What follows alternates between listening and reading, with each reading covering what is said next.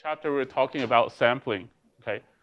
So the goal here is to find a way to, represent a continuous time signal using its discrete time samples, okay?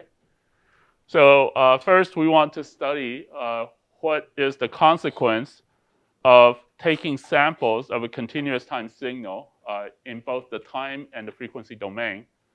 And from that, we hope to know what are the conditions required in order for us to reconstruct the original continuous time signal back from these discrete time samples, right? And the main motivation for doing this is because, it's often more efficient to process signals in discrete time compared to continuous time. So if we are able to convert from continuous and discrete time without any loss, then it's possible for us to process the signal in discrete time and then convert it back to the original continuous time version. Okay. So basically, the process is like this, right? So we first perform something we call impulse train sampling, where we multiply the original signal x of t with an impulse train p of t that looks something like this to get this x sub p of t, okay? Now, x sub p of t, right? X sub p of t is the multiplication of x of t and this impulse train. So in the frequency domain, it would be the convolution of the spectrum of x with the Fourier transform of the impulse train, which is also an impulse train in the frequency domain, okay? So if you do this, then you will get something like this, okay? So suppose this is the original spectrum of the signal, x of t. Now, if you multiply it with the impulse train in the time domain, it will be equivalent to taking the convolution between the spectrum and the corresponding impulse train in the frequency domain, right? So this is the Fourier transform of the impulse train in the time domain, okay? So convolution with the delta function moves the spectrum to the position of these delta functions, okay? So eventually, this impulse train sampling signal will give you a spectrum that is, equal to the spectrum of x repeated at every integer multiple of omega s, okay? Now, given this impulse train sampling signal, you can reconstruct the original signal x back by simply passing it through an ideal low-pass filter, given that these neighboring replicas do not overlap with each other, okay? So if they overlap with each other, then it's difficult to distinguish, right? Clearly separate the two spectrum by a simple low-pass filter, okay? So what is the condition required for you to be able to reconstruct back the continuous time signal from the discrete time samples? The condition is that the sampling rate, omega s, must be greater than 2 times the bandwidth of the original signal, okay? So this is the condition required, to reconstruct back the original continuous time signal from its discrete time samples, okay? So this is the famous Nyquist sampling theorem, which says that, if you sample at a frequency that is greater than 2 times the bandwidth of the signal, then you can, reconstruct the signal x of t back by passing this impulse train signal through an ideal low-pass filter, okay?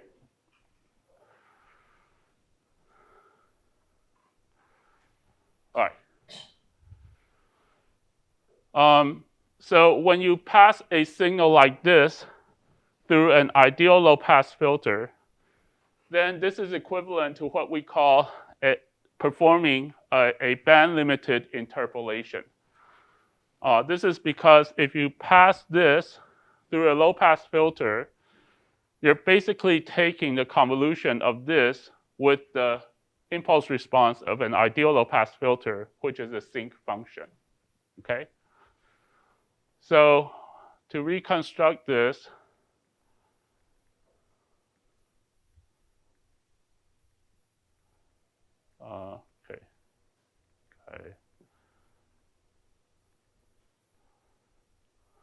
Okay.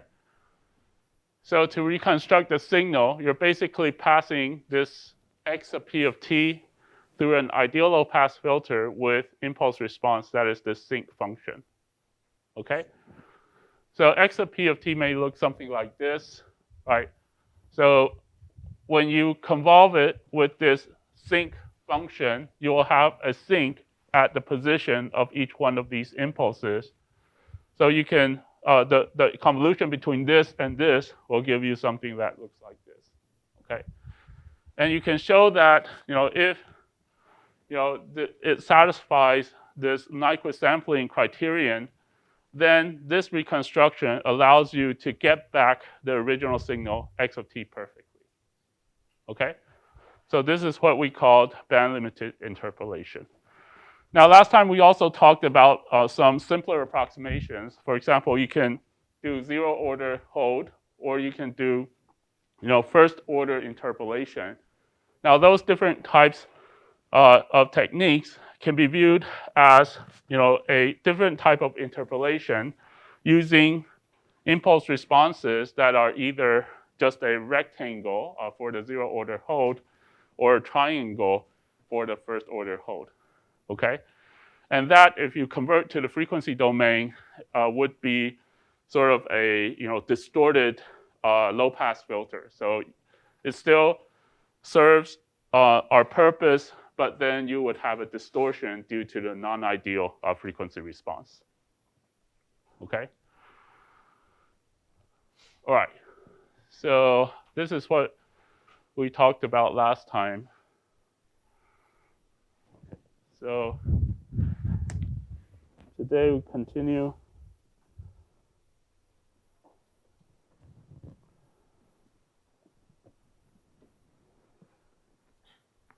Okay, with the discrete time processing.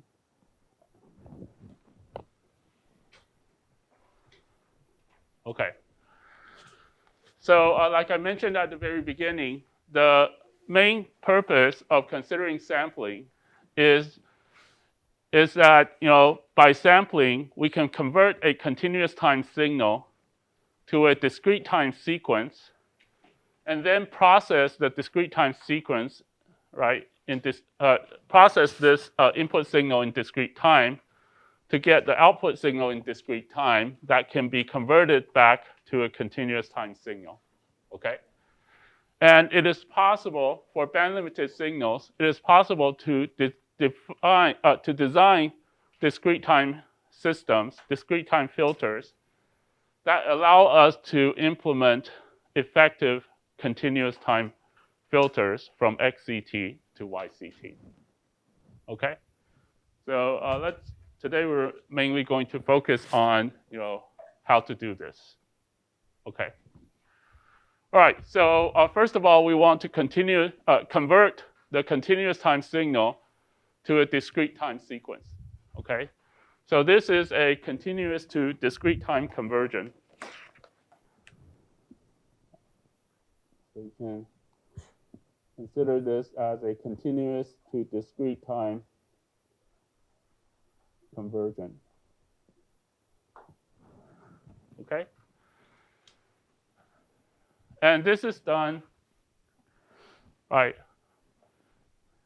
This discrete time sequence is obtained by taking the values of this continuous time function at integer multiples of capital T.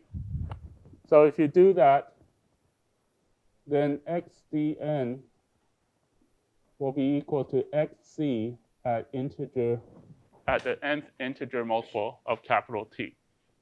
Okay? So we construct a discrete time sequence by taking samples of the continuous time signal at integer multiples of capital T. Okay.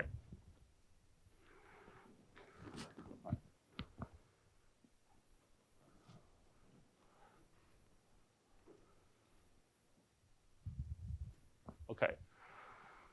So then we pass this discrete time sequence through a discrete time filter. We pass this discrete time input signal through a discrete time filter to get the discrete time output ydn, which is then converted back to continuous time. So this part we call the discrete to continuous time conversion.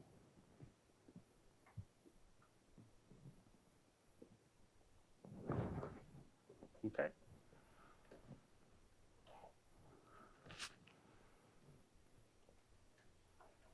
Now, assuming that this output signal is also, perfectly band limited, we reconstruct it by taking the interpolation from these discrete time samples. Okay? So this is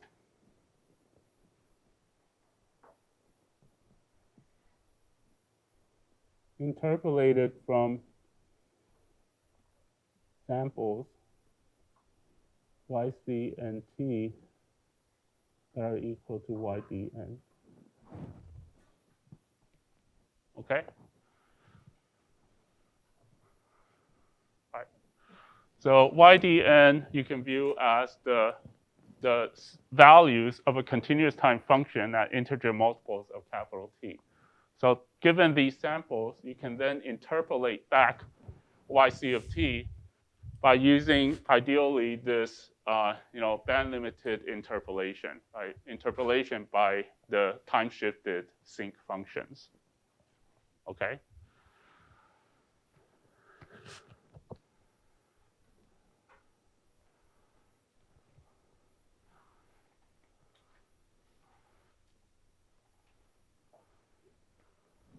Okay. Now, if you view this from a frequency domain perspective, right, the Fourier transform of this discrete time sequence we denote as xd e to the j omega. Okay. Suppose that the discrete time system has a frequency response that is hd e to the j omega. Then the output will have a spectrum yd e to the j omega that is equal to hd e to the j omega times xd e to the j omega. Okay.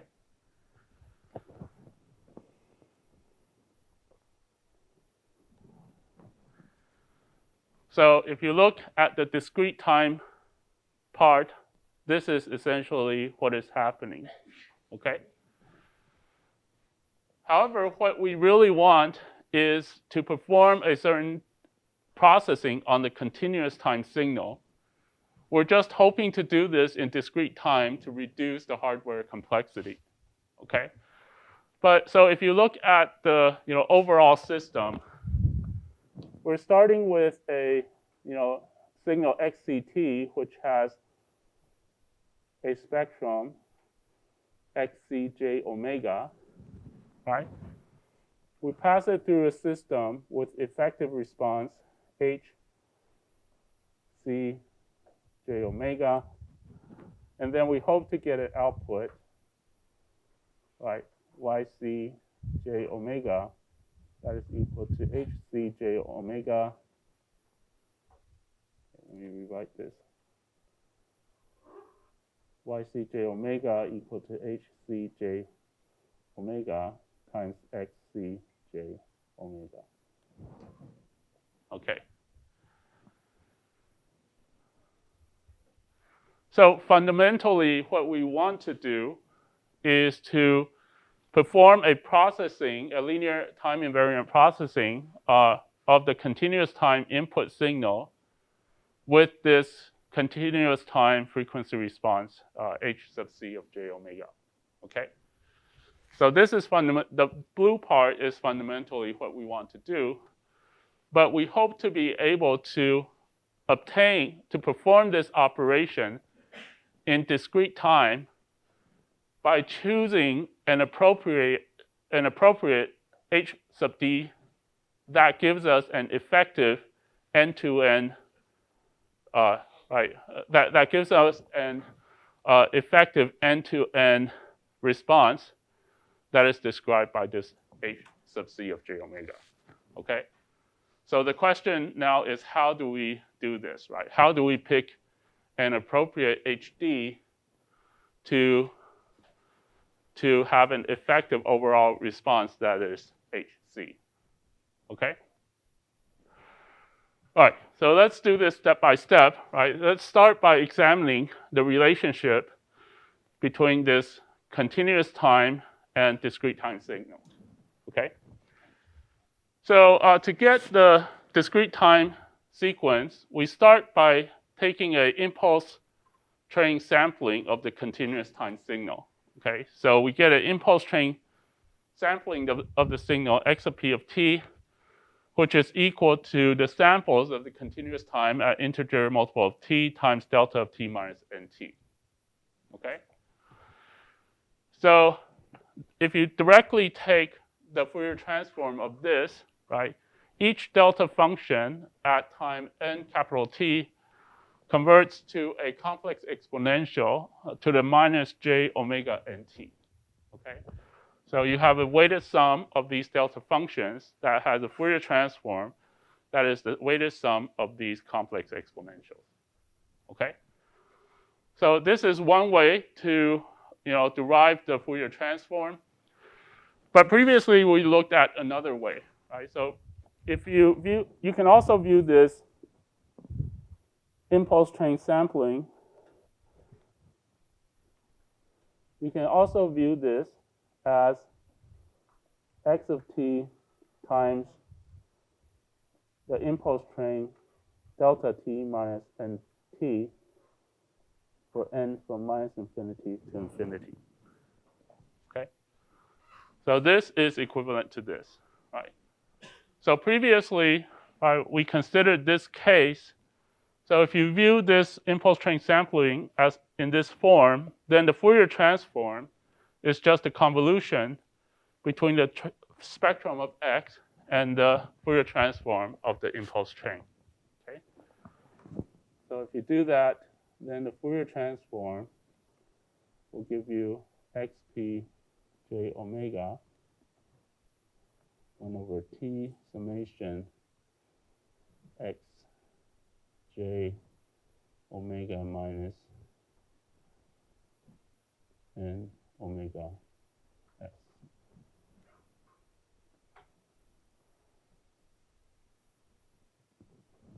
Okay. So let me add a C here.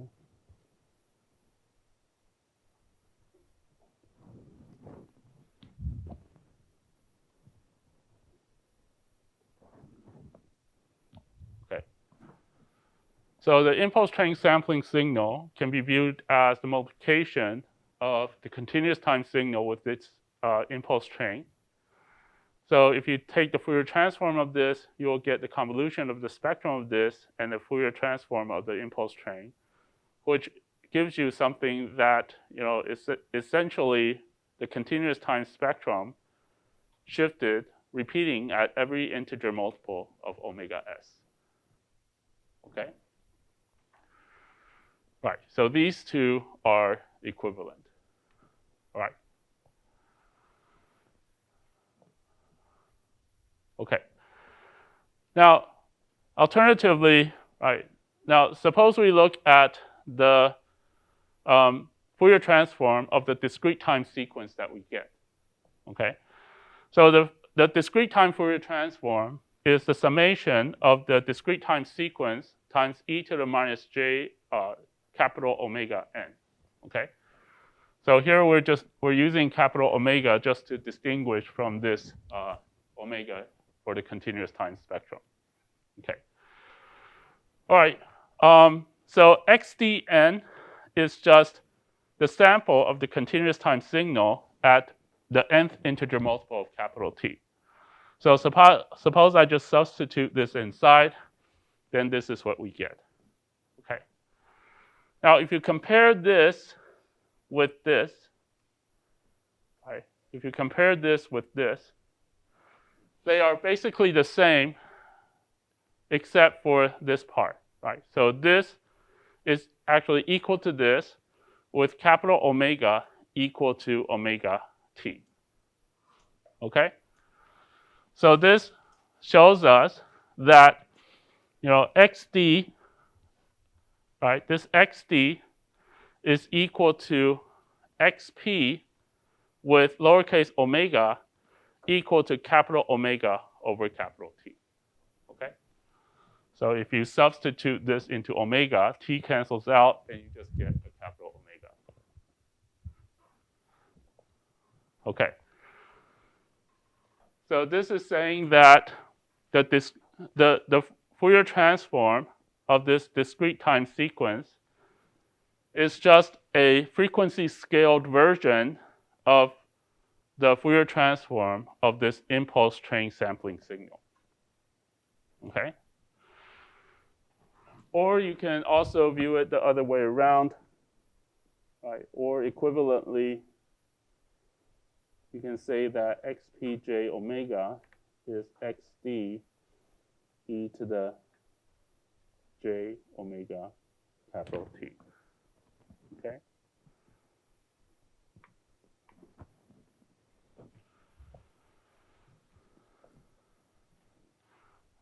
Okay. Now, if you think about it, what are these two things, right? So when you take a Fourier transform of a discrete time sequence, we know from before that you must get a spectrum that is periodic with period 2 pi. Okay? All discrete time spectrum are periodic with period 2 pi. Now, when you take the Fourier transform of this impulse train sampling signal, this is periodic with period omega s, which is 2 pi over capital T. Okay? So both of these things are periodic with the same shape of the spectrum repeated periodically. So it's not hard to imagine that these two are related to each other just through a certain scale, okay? So we're scaling something that is periodic with period 2 pi over capital T to something that is periodic with 2 pi, with period 2 pi. So there is a scaling by the factor capital T. Okay. All right. So we can look at what this looks like. Okay. All right. So like I mentioned, the impulse train sampling signal you can also write it in this form. Okay. The spectrum of the impulse train sampling signal, you not only can write it like this, you can also write it like this. Okay. So if you view it like this, then this is just a folded spectrum, repeating the spectrum of xc at every integer multiple of omega s. Okay. Now we know from here that xd of e to the j omega is xp of j omega capital T. Okay. So this should be xp of j omega over capital T. Okay. So you just substitute omega over capital T inside here. Okay, and you know that omega s. You know that omega s is 2 pi over capital T. Okay. So if you substitute this inside here and 2 pi over T inside here, this is what you get. Okay. So if you look at this, this is basically a time-scaled version of the spectrum of xc, right? Frequency scaled by this capital T, and it's periodic, right? It repeats itself at every integer multiple of 2 pi. Okay. So here we have two examples, okay, with different choices of capital T. So suppose that this is xc, right? After taking impulse train sampling, this spectrum is now repeated at every integer multiple of omega s, which is 2 pi over the period t1. Okay? Then when you convert this impulse train sampling into a discrete time sequence, then the Fourier transform of the discrete time sequence becomes something like this that is periodic with period 2 pi. So you're basically just either stretching or compressing, you're just adjusting this xp so that it becomes periodic with 2 pi rather than 2 pi over t1. Okay, so this is the relationship between the Fourier transform of an impulse sampling signal with the discrete time, the Fourier transform of the discrete time sequence. Okay. So this is just another example, but basically it performs exactly the same. So here we're just looking at a period of t2 equal to 2t1. So you're sampling actually slower than before, okay? So when you're sampling slower, right, the impulse sampling signal now, repeats itself more frequently in the frequency domain, right? So they're more close to each other. And then when you extract out the values to construct a discrete time sequence, then the spectrum is scaled such that it is periodic with period 2 pi rather than 2 pi over t2. Okay? All right, so any questions here?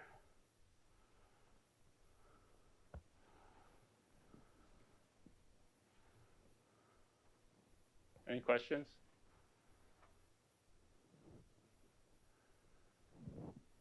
Okay.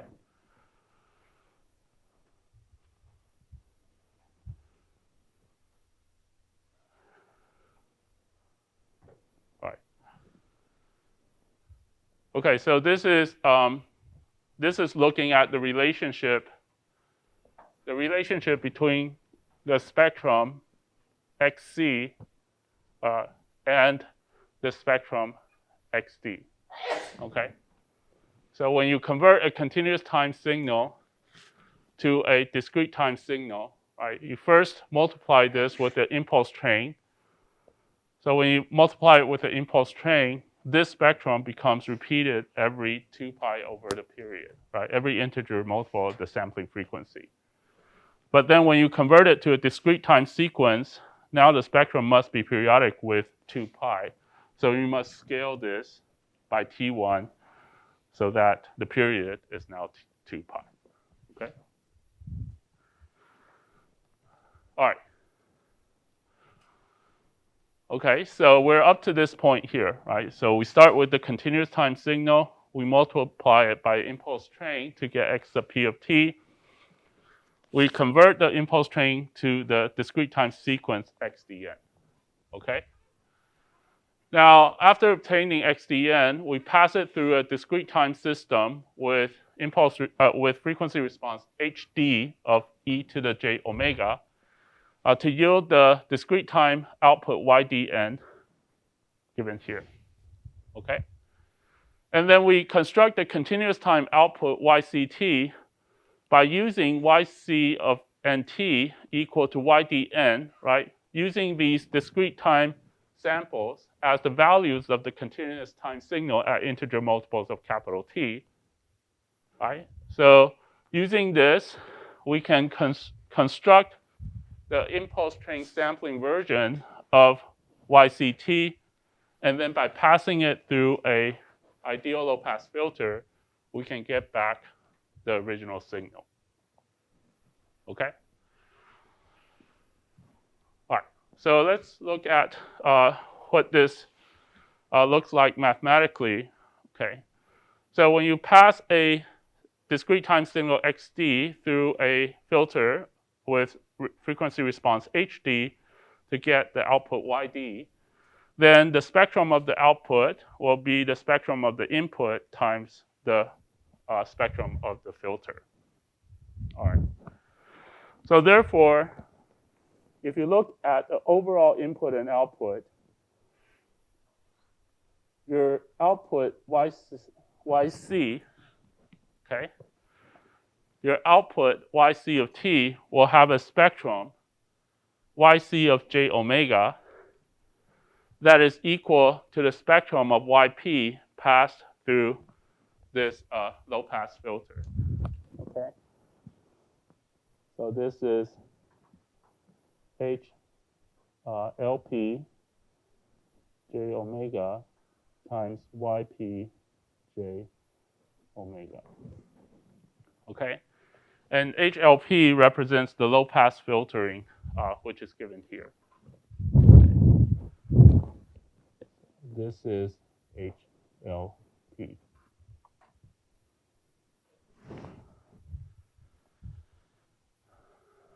Okay?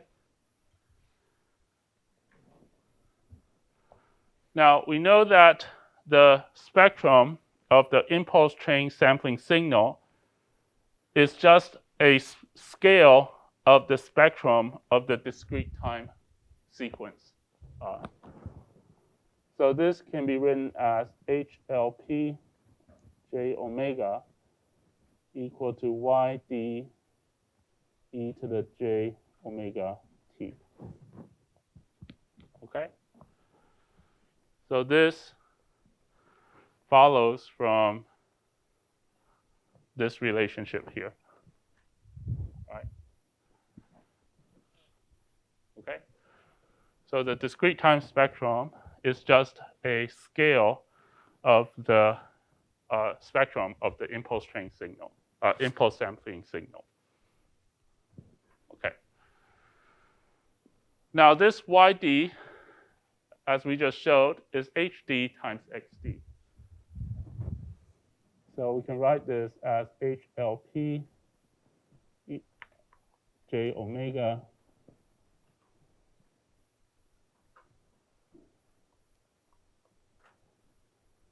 hd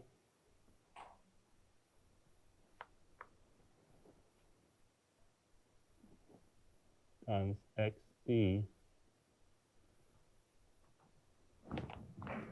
Okay?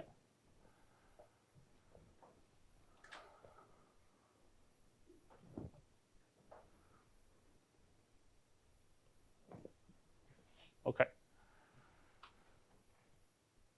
Now, if you look at the entire thing, right, if you look at the entire thing, treating this overall response as h sub c of j omega, then you can also write this yc of j omega as hc j omega times xc j omega. Okay? So if you look at the overall effect, this output will have a spectrum that is equal to the input spectrum times the overall frequency response. Okay. Now, xc of j omega, we know we can write as HLP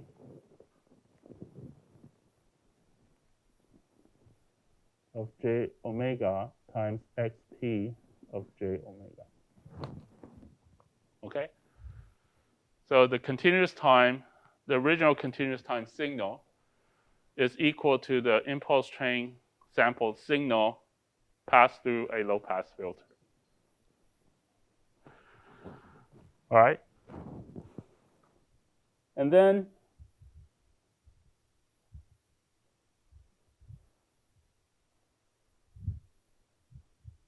we can also write this as xd of e to the j omega capital T due to the relation between the spectrum xp and the spectrum for the discrete time sequence xd.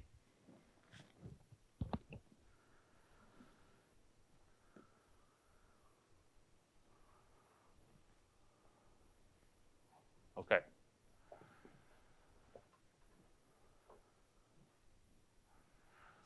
So at the beginning of today's lecture, we asked a question that about how we can design this discrete time filter HD such that it has an overall effect HC that we want. Okay? Now, if you compare these two, right? Suppose that HC is this overall filtering effect that you want to achieve. Then you can actually achieve this by performing this process with a discrete time filter that is equal to, right, actually a scaled version of the discrete time filter that is equal to the continuous time filter over the frequency band minus omega s to omega s over 2, right? Because we're limiting this to this bandwidth, okay? So you can achieve this HC by choosing an HD such that HC j omega is equal to HD e to the j omega t for omega within omega s over 2. Okay? Or you can, convert this around. You can say that we want to choose HD e to the j omega that is equal to HC scaled by capital T for omega within minus pi to pi. Okay?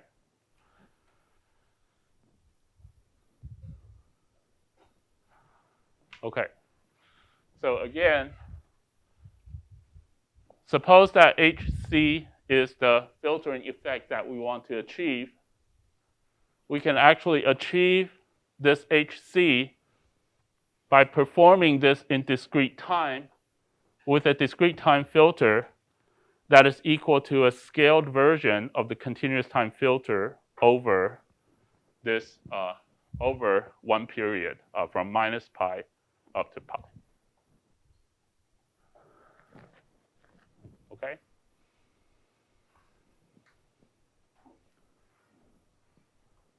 Right. So let's look at an example. Okay.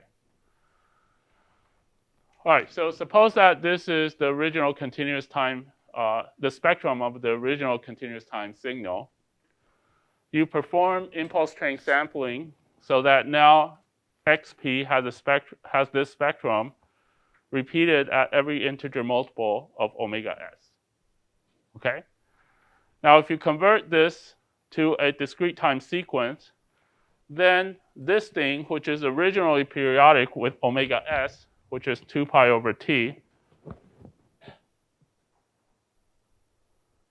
okay, is now scaled, right?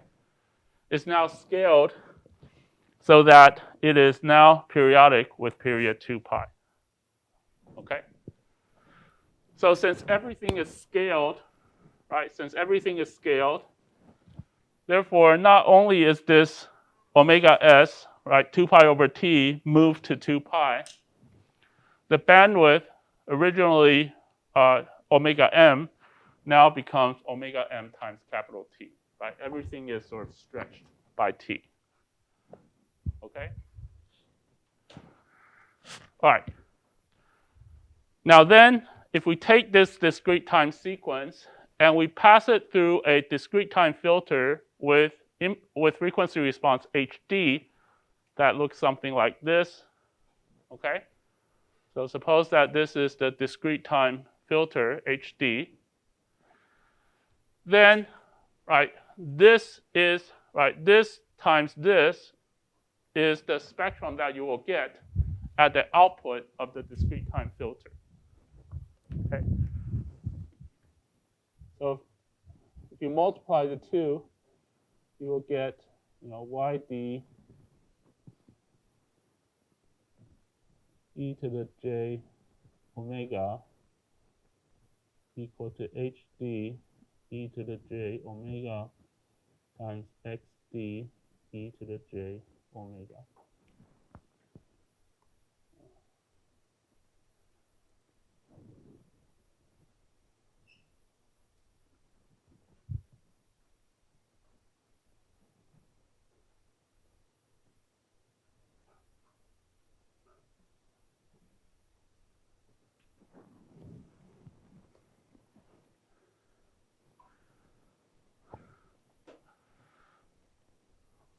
Okay, so the spectrum of the output of the discrete time sequence, right?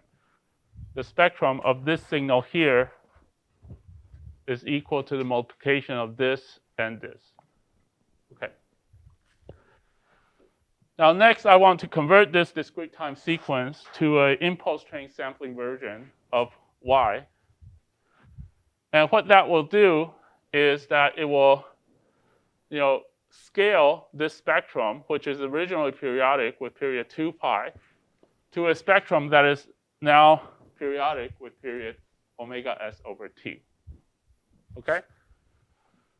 So because 2 pi is omega s times t, so when you scale it back to omega s, you're basically dividing this by capital T. So the bandwidth, which is originally omega m times t, is now scaled back to omega m. Okay?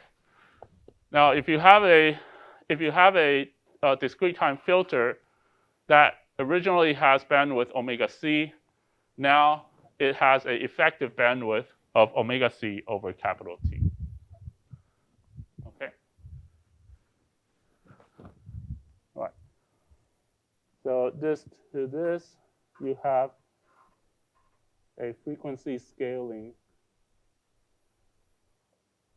Okay, frequency scaling to get this yp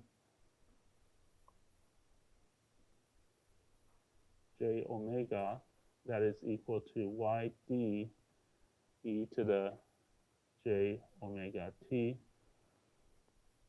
that is equal to hd e to the j omega t times xd e to the j omega t.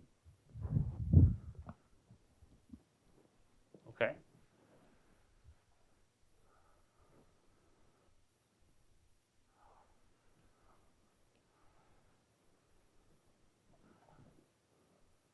Okay. So the spectrum of this impulse train sampled version of y is just a frequency scaled version of the filter times the frequency scaled version of the discrete time sequence. Okay. Right. So then with this impulse train sampling signal yp of t, we can then reconstruct the continuous time signal yct by passing this through a ideal low-pass filter. Okay? So we can get this to this by low-pass filtering. Okay? So basically perform this low-pass filtering to get this thing at the end. Okay. So if you observe this thing at the end, right, what you have is, yc j omega, that is hc j omega xc j omega. Okay. Now,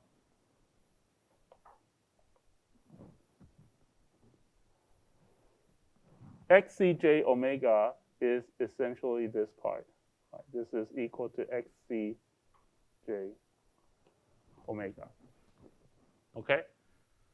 So what this is saying is that this hcj omega should be equal to hd e to the j omega t, at least over this band limited region. Okay. So where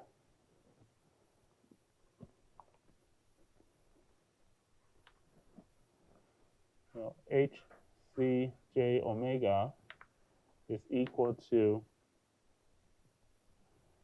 HD e to the j omega t for omega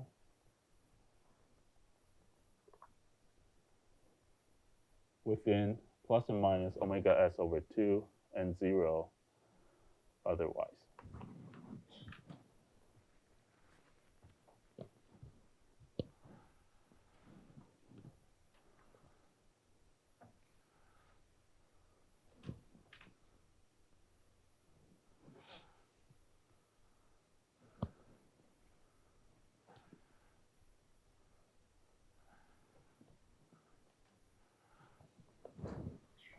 Okay.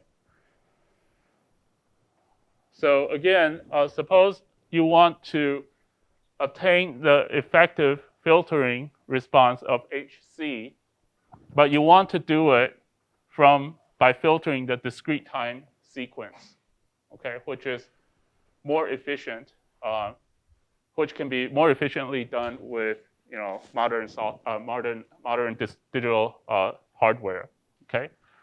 So if you want to do that, right, you would need to pick a discrete time filter, HD, that is equal to this frequency scaled version of the continuous time filter over one period from minus pi to pi, okay?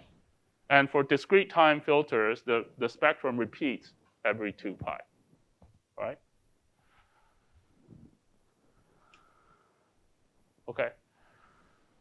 So we can look at a couple of examples.